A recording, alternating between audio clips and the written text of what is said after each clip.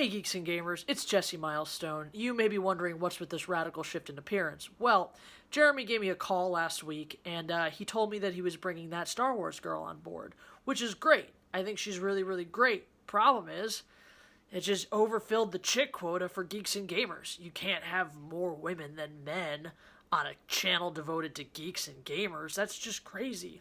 So Jeremy kind of put it to me straight, and really, I already have the androgynous name and the short haircut, and she kind of has girl in her title, so this was really the only option for me to continue with you guys. So yeah, from now on, I'll just be appearing to you in this form, and we can all pretend that I am a true-born biological man, and just feel better about ourselves, okay? Great. Alright, I'm going to stop the voice. I hope you can take me seriously with all of this delight on my face right now. I thought that this would be a great opportunity, though, to discuss some of the attention that we give to things like gender quotas or race quotas in film. And if you've watched any of my videos on Mindless Entertainment, I bring this up a little bit where what the liberal agenda pushes for in diversity in film really becomes just tokenism in a big way. And look, there's a lot of instances, if you're a person who goes out there and says sexism isn't real, racism isn't real, these aren't problems in America, well, you're probably not somebody suffering from those, so you really don't have a say in that to begin with, so shut up. But the flip of that is, yeah, there are a lot of times where people really, really like to imagine those things. And this happened today with a friend of mine, someone who's really usually does better than this. And this friend said, well, I noticed at the end of Infinity War, by the way, massive Infinity War spoiler about to happen, so if you haven't seen it yet, just stop right now. All right, you've been warned. And they noticed at the end of Infinity War, when everyone's poofing, almost all of the important black characters went away, and less of the important white characters, or fewer of the important, and so clearly racism. And I was like, really? Really?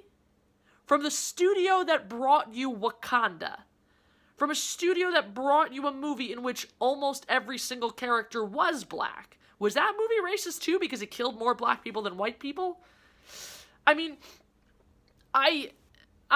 it's just you're grasping at straws when you do shit like that. It's like people just want a reason to be miserable. They just want a reason to be upset. I mean, you want a reason to be upset. Why the fuck did Scarlett Johansson dye her hair blonde all of a sudden? I mean, that clear sexism, obviously. No, probably just a poor life choice by Scarlett Johansson. But really, that is kind of annoying. It's like, well, every hot chick has to be blonde. Like, and that's not like a Marvel decision. That's a life person decision. Well, I'm Scarlett Johansson. I'm just a little more attractive when I'm blonde. I mean, I don't know. Maybe it was a studio decision. Who knows? Who knows?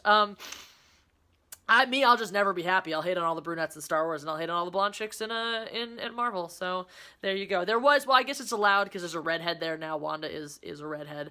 But when you look at a movie as rich as Infinity War with so many diverse female characters, so many diverse black characters who bring so much to the table, and to nitpick and to sit there and be like, well, they killed more black people at the end than they did white people, or like a higher percentage of the important population.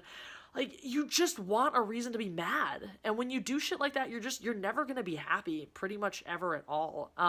We got to stop looking for those things. You know, we got to stop calling those things. Also, we got to stop calling those things out.